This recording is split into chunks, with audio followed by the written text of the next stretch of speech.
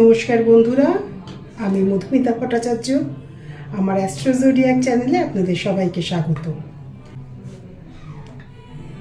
দেখতে দেখতে অনেকটা সময় পার হয়ে গেল। পুরনো বছর 1430 বিদায় নিয়ে আমরা 1431কে আহ্বান জানিয়ে ফেলেছি। 1431 আমাদের কাছে চলে এসেছে। তাই জন্যে একটু আমরা জেনে নিই যে 1431-এর এই নতুন বছর আমাদের 12টা রাশির পক্ষে কার কেমন যাবে। তার আগে জানাই যে নতুন বছর আপনাদের কাছে অনেক সাফল্য এনে দিক। আপনারা সবাই খুব ভালো থাকুন, সুস্থ থাকুন, সময়ের সাথে এগিয়ে থাকুন। তা আজকে আমি জানাতে এসেছি যে নতুন বছর আমাদের 12টা রাশির পক্ষে কার কেমন যাবে। যেহেতু মেষ রাশি সব থেকে আগে আসে, তাই জন্য মেষ রাশি দিয়ে আমি শুরু করব। কিন্তু তার আগে বলে দিই যে আমি আমার সব ভিডিওতে যেরকম বলি, এই ভিডিওতেও বলছি যে এক একজনের ছক এক একজনের সাথে সম্পূর্ণ ডিফার করে।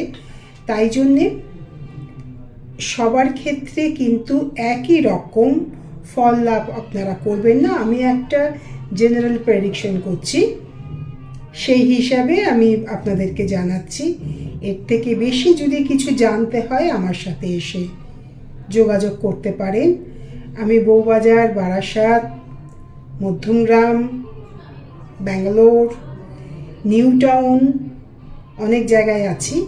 আমার সাথে এসে দেখা করতে পারেন। আমার ফোন নাম্বার 9331955648। তাহলে শুরু করছি। রাশিফল শুরু করার আগে আমি বলে রাখছি যে প্রধান যে রাশিগুলো আছে, মেষ রাশিতে রয়েছে বৃহস্পতি এবং রবি। পয়লা বৈশাখ 1431-এর যে পয়লা বৈশাখে রাশিচক্রে যে গ্রহ অবস্থিতিটা রয়েছে সেইটা বলছি। মেষ রাশিতে রয়েছে বৃহস্পতি এবং রবি। কন্যা রাশিতে রয়েছে কেতু। কুম্ভ রাশিতে রয়েছে শনি এবং মঙ্গল। মীন রাশিতে রয়েছে রাহু, বুধ, শুক্র। আর মিথুন রাশিতে রয়েছে চন্দ্র। এই হয়েছে গ্রহ পরিস্থিতি। এইবারে এই ফল অনুযায়ী মেষ রাশির জাতক জাতিকা যারা আছেন, তাদের সরকারি চাকুরিতে যারা রত আছেন বা টিচিং প্রফেশনে যারা আছেন তাদের পক্ষে শুভ। কিন্তু মেষ রাশির জাতক বা জাতিকার মানে অস্থিরতার শিকার এরা হবেন। দ্বাদশে রাহু রয়েছে, তো তাই জন্য আপনাদের মানসিক সুস্থির ভাবটা এই রাহু কিন্তু নষ্ট করবে। মেষ রাশির জাতকদের নভেম্বর পর্যন্ত ডিপ্রেশন স্টেজও থাকবে। কেননা এই যে একাদশে শনি রয়েছে, শনি 30শে জুন বকরি হয়ে 15ই নভেম্বরে মার্গী হবে। যতক্ষণ না শনি মার্গী হবে ততক্ষণ কিন্তু ডিপ্রেশন স্টেজটা আপনাদের একটু থাকবে। আর শিক্ষার্থীদের পক্ষে বলছি, শিক্ষার্থীদের পক্ষে মেষ রাশির অবস্থান, যারা মেষ রাশির জাতক বা জাতিকা যারা আছেন তাদের শুভ ভাব থাকবে। শারীরিক দিক থেকে মানসিক দিকটাও যেরকম এদের একটু ডিস্টার্ব থাকবেন, আর শারীরিক দিক থেকেও একটু পেট বা লিভারের সমস্যা দেখা দিতে পারে, একটু ইএনটি প্রবলেম এগুলো একটু আসতে পারে। ঠিক আছে। এবার বৃষ রাশি বছরের শুরুতে বৃষ রাশির জাতক জাতিকা যারা আছেন তাদের পেট, লিভার, গলস্টোন বা আলসার রিলেটেড সমস্যা থাকলেও মে মাসের পর থেকে কিন্তু সেই জায়গাটা অনেকটা ঠিক হয়ে যাবে। কেননা মে মাসে বৃহস্পতি বৃষ রাশিতে চলে আসছে। তাই জন্যে ব্যাংকিং সার্ভিসে যারা আছেন, যারা ট্যাক্স রিলেটেড জবে আছেন বা অ্যাকাউন্টস রিলেটেড জবে যারা আছেন, তাদের পক্ষে কিন্তু শুভ থাকবে। শিক্ষার ক্ষেত্রে শিক্ষার্থীদেরও এই মে মাসে বৃহস্পতি চলে আসার পর শিক্ষার্থীদেরও শুভ ফল দেবে। কর্মের ব্যাপারটা একটু ডিস্টার্ব থাকবে, একটু চেঞ্জ হতে পারে, জব চেঞ্জ বা চেঞ্জ অফ প্লেসও হতে পারে। এটা হচ্ছে বৃষ রাশি। আচ্ছা, এবারে আসছি মিথুন রাশি। মিথুন রাশির জাতক জাতিকা যারা আছেন তাদের কর্মভাব শুভ থাকছে। মে মাসের পরের থেকে একটু বদলির সম্ভাবনা হতে পারে, বা ট্রান্সফার আর কি, তার সম্ভাবনাটা থেকে যাচ্ছে। শরীরের দিক থেকে এমনি ঠিকঠাকই থাকবে, তবে যারা ব্লাড সুগারের পেশেন্ট আছেন তাদের একটু সাবধানতা অবলম্বন করতে হবে। আর ব্লাড সুগার বা ইউরিন রিলেটেড যারা সমস্যায় ভুগছেন তাদের একটু সাবধানে থাকতে হবে। শুক্র যখন মেষে আসবে এপ্রিলের শেষের দিক থেকে, তখন যারা শিক্ষার্থী আছেন তাদের পক্ষেও কিন্তু শুভ ফল দেবে। এদের কিন্তু একটু বিদেশ গমন যোগ থাকছে, বা বৈদেশিক সূত্রে কাজকর্ম যারা আছেন তাদের সেই কাজকর্মের সম্ভাবনাও কিন্তু দেখা দিচ্ছে। আসছি এবার কর্কট রাশিতে। কর্কট রাশির কর্মভাব কিন্তু বিশেষ শুভ এবছরে। খুশি হলেন তো? আয়ভাবও শুভ আছে, তবে একটু সাবধানতা আপনাদের অবলম্বন করতে হবে, কেননা কর্কট রাশির নবমভাবে রাহু যে আছে সেটা আছে মীন রাশিতে। তাই জন্যে মিথ্যে কোনো ব্যাপারে ফেঁসে যাওয়ার সম্ভাবনাও থাকছে। একটু সাবধান হয়ে চললে সেই বিপদের থেকে নিজেদের বাঁচিয়ে রাখতে পারবেন। শিক্ষা, হায়ার স্টাডিজ, কারণ কেতু থার্ড হাউসে থাকছে, বৃহস্পতি 11th থাকছে, তাহলে হায়ার স্টাডিজের সম্ভাবনাও কিন্তু থাকছে। শরীরের ভাবে একটু সমস্যা দেখা দিচ্ছে, কারণ অষ্টমে শনি থাকছে, হাড়ের সমস্যা দেখা দিতে পারে, চোখের একটু সমস্যা দেখা দিতে পারে, পায়ের সমস্যা দেখা দিতে পারে। আচ্ছা, আমি এগুলো যে বলছি এগুলো কিন্তু ওই গ্রহ পরিস্থিতি অনুযায়ী এবং দশা অন্তর্দশা অনুযায়ী কিন্তু ভ্যারি করবে, একজনের ছক একজনের থেকে আলাদা হয়। সিংহ, এবার আসছে সিংহ রাশিতে।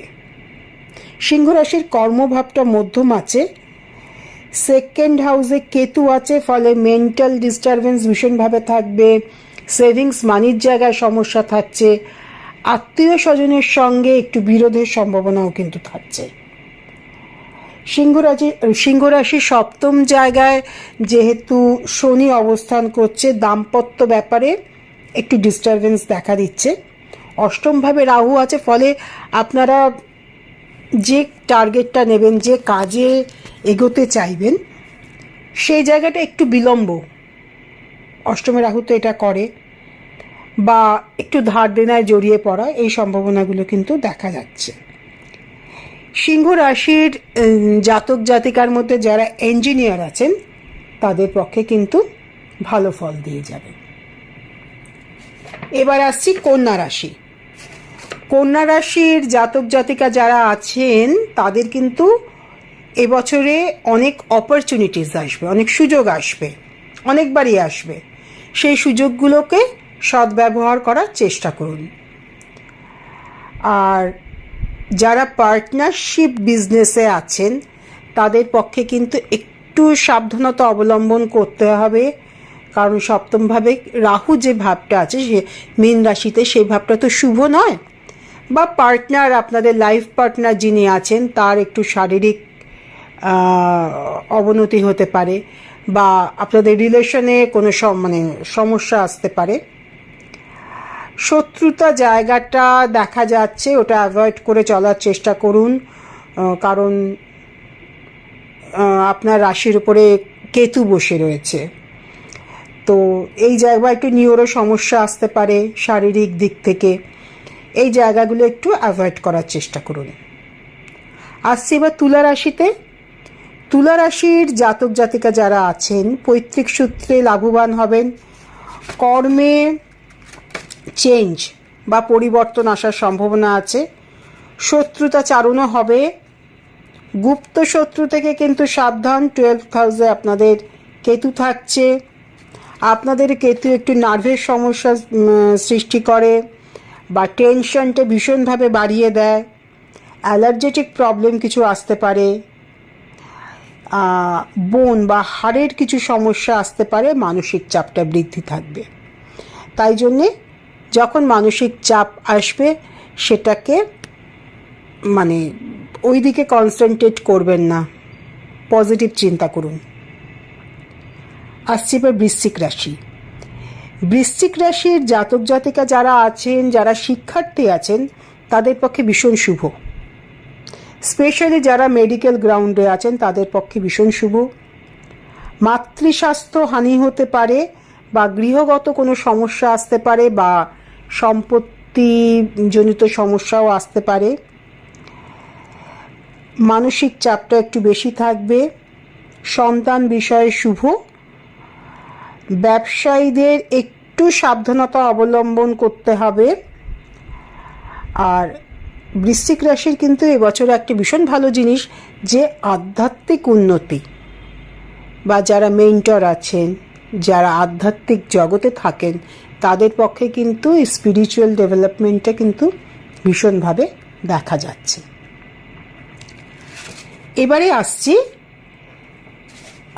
ধনুরাশি।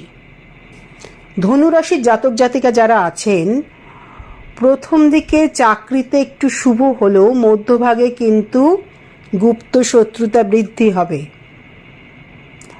সুতরাং একটু সতর্কতা অবলম্বন করবেন, চট করে কাউকে বিশ্বাস করবেন না। গৃহ বিষয়ে একটু গোলযোগ আসতে পারে বা মামলা মকদ্দমায় জড়িয়ে পড়তে পারেন,